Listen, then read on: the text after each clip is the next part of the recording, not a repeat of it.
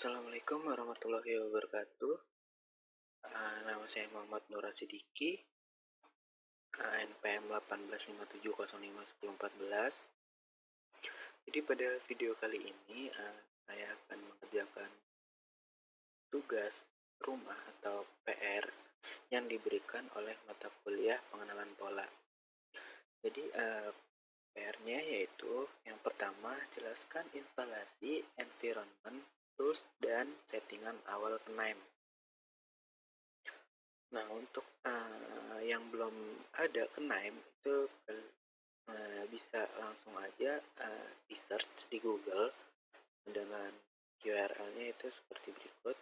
Nanti saya taruh di kolom deskripsi, yaitu knime.com/download KNIME. Nah, nanti di sini kalian sesuaiin menggunakan sistem operasi apa. Nah, karena di sini saya menggunakan Windows, jadi saya menggunakan yang Windows. Jadi saya download itu yang installer aja, yang biar mudah. Jadi tinggal next aja. Nah, kemudian di sini itu jelaskan instalasi environment, tools, dan settingan awal KNIME. Nah, itu nanti ada di bagian preference-nya ini. Oke, nanti saya kemudian yang kedua itu cari data dari UCI atau Kaggle, lalu cobakan salah satu supervisor mulai dari decision tree sampai dengan deep learning dengan machine learning pada tools KNIME ini ya. Semakin kompleks algoritmanya, semakin nilai tugasnya besar. Oke. Jadi di sini saya itu menggunakan KNIME kan. Kemudian setelah menginstal, kita disuruh tadi kan mulai dari decision tree sampai dengan deep learning. Nah, jadi untuk deep learning ini ada cara instalasi sendiri. Itu nanti ini saya taruh juga di kolom deskripsi. Nah, untuk integrasi deep learningnya ya. Jadi yang pertama itu setting Python-nya dulu. Karena di sini saya menggunakan Anaconda juga sebelumnya. Jadi saya langsung aja di bagian preference yang tadi, di bagian preference. Nah, kemudian di bagian Python Deep Learning, ini kalian pilih. Kemudian library-nya itu kita menggunakan yang keras. Untuk Deep Learning Python environment-nya itu menggunakan Conda. Kemudian cari path dari Conda instalasi yang kalian install itu. Nah, kalau di laptop saya itu saya installnya di directory C, kemudian di dalam folder program data, kemudian di Anaconda 3. Nah, ini ada error. Tapi sudah bisa dijalanin. Kemudian jika ini udah bagian path-nya, kemudian di sini di bagian keras. Nah, yang TensorFlow ini sepertinya kalian nggak perlu. Jadi untuk yang bagian keras aja. Di sini kalian klik New Environment. Kemudian kalau udah, kembali lagi ke dokumentasinya tadi. Nah, di dokumentasinya itu seperti ini kan, namanya PY3NMDL. Kemudian kalian sesuaiin, kalian pilih yang menggunakan CPU atau GPU. Nah, karena di sini laptop saya menggunakan CPU, karena tidak ada GPU-nya, maka saya pilih yang CPU. Nah, jika udah, sekarang ke instalasi KNIME kerasnya. Nah, untuk keras itu kalian bisa menggunakan Conda-nya. Nah, di sini. Nah, pakai yang Anaconda Prom. Nah, kemudian kalian pilih nih, kalian ketik aja Conda install name-nya. Nah, min name ini dengan yang tadi yang kita buat Python 3 underscore KNIME underscore dl tadi. Kemudian kita install ininya, apa aja yang mau diinstal. Kayak misalnya 5PY versi 2.8.0 dan TensorFlow-nya itu seperti ini dan kerasnya versi ini. Nah, ini untuk yang menggunakan CPU. Nah, di bawah ini itu untuk menggunakan GPU. Sudah, mungkin itu aja untuk proses instalasi dan extension ya.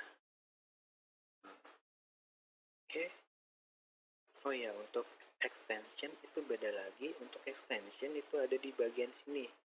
Install name extension.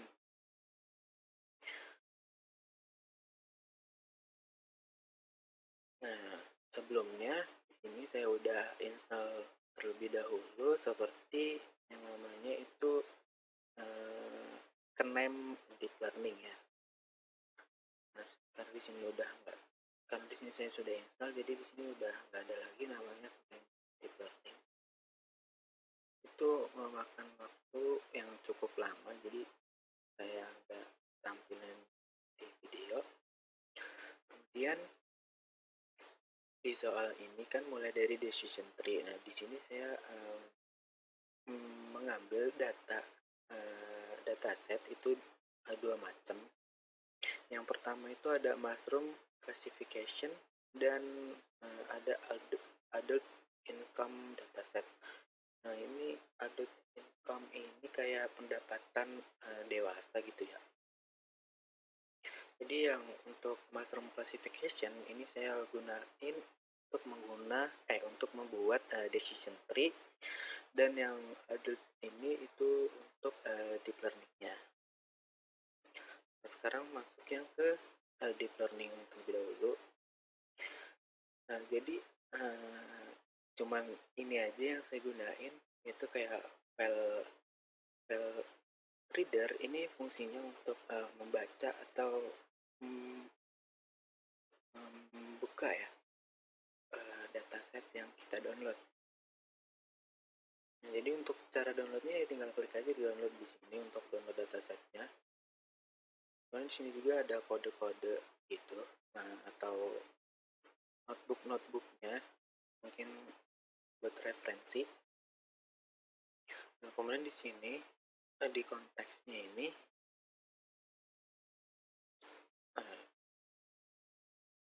di sini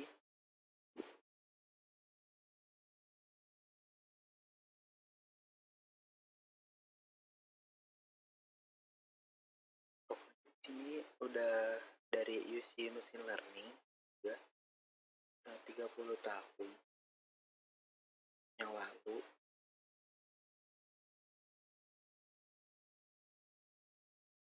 Kemudian untuk di sini atributnya itu ada macam-macam.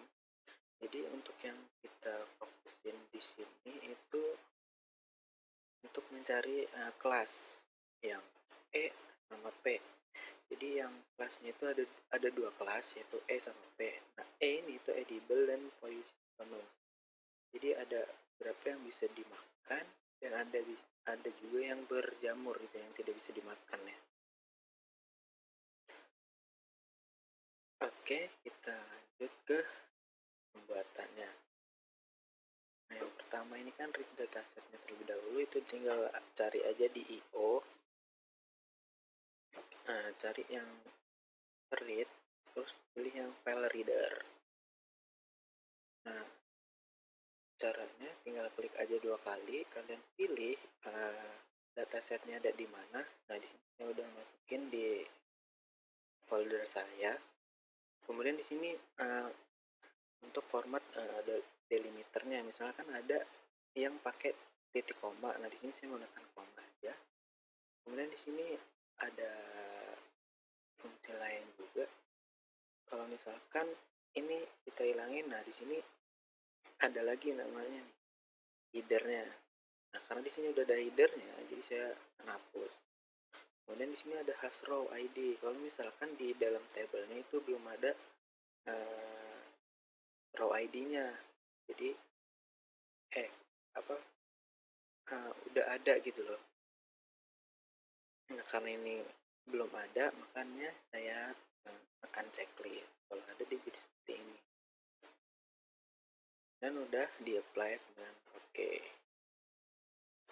Nah kalau udah jangan lupa di runningnya itu di sini ada execute atau F7 ya.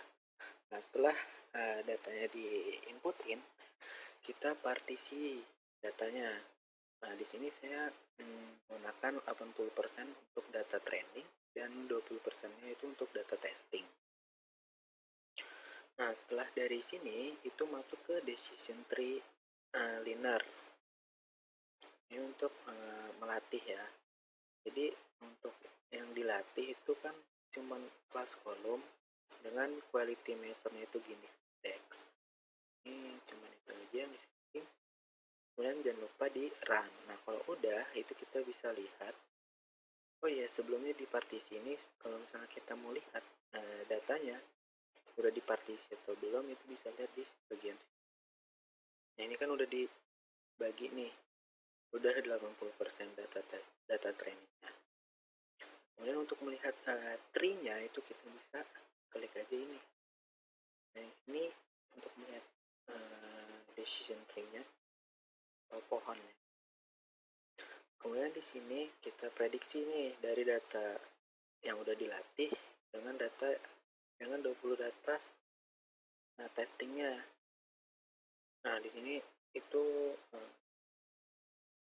buat default aja karena di sini udah jelas prediction pass. Jadi langsung aja di running. Kemudian kita bisa lihat juga tree-nya di sini seperti ini. Kemudian untuk melihat hasil akurasi skor dari confusion metric-nya itu bisa pakai scorer atau bisa cari juga di sini scorer. Nah di bagian meaning scoring. Oke, kemudian kita lihat dengan S10 atau ini. Nah untuk confusion metric-nya kelas yang dapat dimakan dan tidak dimakan itu seperti berikut. Nah jadi sini ada kelasnya yang correct itu yang benar itu semuanya benar dan yang kelas yang salah itu 0. Jadi di sini akurasinya besar banget itu 100%. Nah kemudian dataset yang kedua. Lanjut masuk ke deep learning ya. Iya deep learning. Nah di sini itu saya menggunakan keras. Jadi di sini saya masukin dulu ada saya membuat directory table yaitu ada education dengan education namanya dari preschool sampai dengan doctorate itu ada 16 baris 16 baris. Nah ini saya ambil dari data yang di sini. Nah di education ini saya sorting kemudian saya ambil. Jika udah itu kita masuk ke pre-processing. Biasanya kan ada pre-processing dulu kan.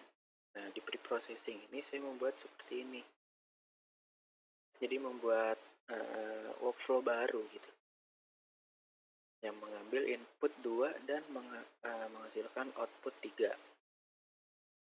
Jadi dari data tadi kan ada 2 nih. Nah kita cari dulu, kita ganti persamaannya dengan nilai bilangan bulat. Nah, jadi di sini untuk target kolomnya itu education dari yang table atas tadi, yang dari adult.csv, kemudian dari directory table itu kita input juga yang educationnya, kemudian kita replace dengan menggunakan education namanya yang ada di directory table-nya. Oke, selanjutnya kita bisa lihat di bagian sini. Nah, di bagian education itu udah berubah menjadi angka, bukan lagi seperti umur preschool atau dari umur 1 sampai selanjutnya gitu. Nah, setelah itu kita lanjutin ke missing value atau ganti nilai yang hilang, karena di bagian sini di bagian native country itu ada nilai seperti ini nih, tanda tanya ini berarti ada nilai yang kosong kan, jadi kita ganti nilai yang hilang itu dengan nilai-nilai atau di sini saya menggunakan value missing gitu, artinya nggak ada isi gitu. Karena tipe dari native country ini itu string. Oke. Kemudian di sini ada kategori to number. Kita buat pengkodaan bilangan bulat dengan fitur yang diinputin gitu. Nah, jadi di sini yang digunain itu hanya 3, yaitu ada material status, res, sama kelamin ya. Kita bisa lihat di sini. Nah, jadi ini aja yang dirubah dari material status, res, sama sex. Jadi di sini ada berapa ya? Nah, kita lihat lagi datanya. Nah, jadi di sini ada yang udah menikah atau belum gitu ya kan. Kemudian ada di sini kayak warna ya, ada hitam, putih, kemudian ada kelamin itu laki-laki atau perempuan ya kan. Nah, kemudian di sini ada one to many atau one hot ya, kalau nggak salah itu one hot. Nah, jadi yang tidak digunain itu hanya income aja. Jadi income itu dibuang gitu ya, tidak digunain gitu ya. Yang maksudnya tidak dirubah, karena kan income ini dia yang ini karena lebih kecil dari 50.000 K atau besar dari 50.000 K. Kemudian kita partisi dengan 70% data training, dan untuk samplingnya itu dari income-nya. Kemudian kita buletin lagi nilai targetnya tadi. Kemudian kita normalisasi. Nah, di sini di normalisasi itu seperti ini ya, kan kayak min ya. Nah, untuk yang lainnya itu di normalisasi, sedangkan yang income-nya enggak. Kemudian di sini juga ada 3 kan. Yang pertama itu normalisasi dari data training, kemudian yang kedua ini normalisasi dari data validasi. Nah, 30 untuk data validasi dan 70%-nya untuk pengujian. Nah, ini untuk normalisasi dari data pengujian. Kemudian output masuk ke dalam keras network learner ya. Nah, di keras network learner ini itu ada modelnya, yaitu dengan menggunakan input layer yaitu 81 step. Kemudian ada dance layer itu 6 dengan 6 unit dengan activation ReLU. Kemudian menggunakan dance layer lagi sama 6 unit dengan activation ReLU. Kemudian ada keras di sini dengan 1 unit dengan menggunakan sigmoid. Kemudian kita latih dengan menggunakan ini, nah, kecuali income-nya yang diuji.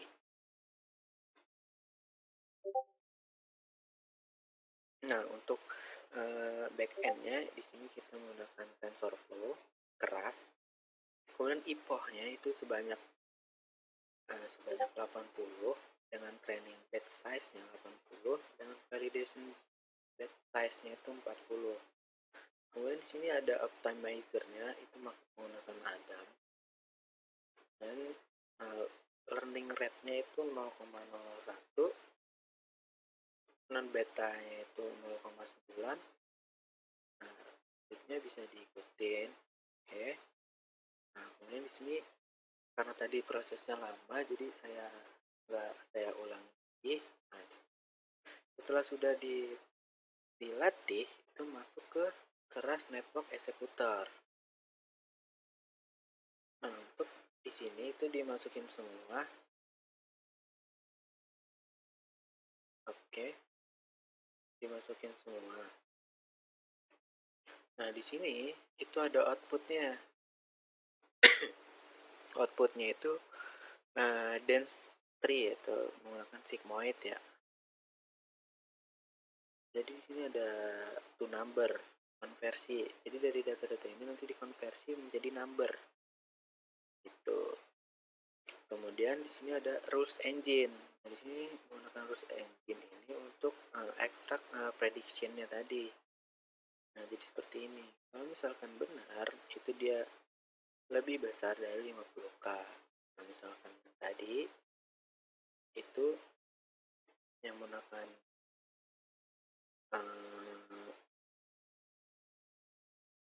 trend network tadi, network eksekutor itu menggunakan dance, itu lebih kecil dari 50k pendapatannya. Nah, untuk di sini itu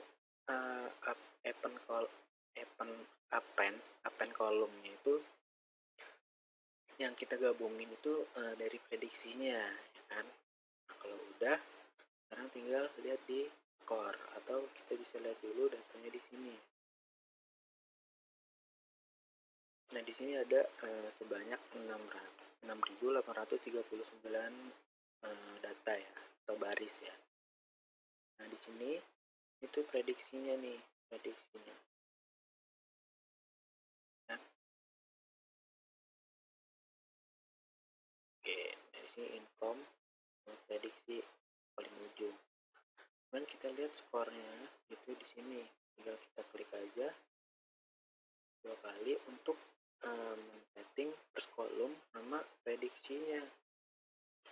Karena ada berapa sih yang salah gitu kan dari income sama predictionnya.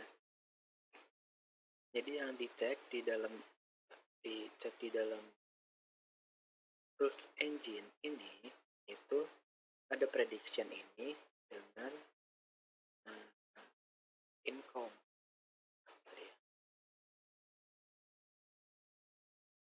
Nah, dengan ini kolom ini dengan kolom terakhir yaitu prediction. Nah, jika sudah, itu kalian bisa running. Pokoknya jangan lupa setelah di setting itu di running. Kemudian untuk melihat akurasinya itu tinggal klik tinggal tekan F10, atau bisa lihat yang ada kaca besar ini. Oke. Nah, di sini untuk skor yang benar itu ada data sebanyak 5.800 ini, dan data yang salah itu sebanyak, jadi akurasinya yaitu sebesar 85,5%. Mungkin sekian video penjelasan dari saya. Jika saya ada salah,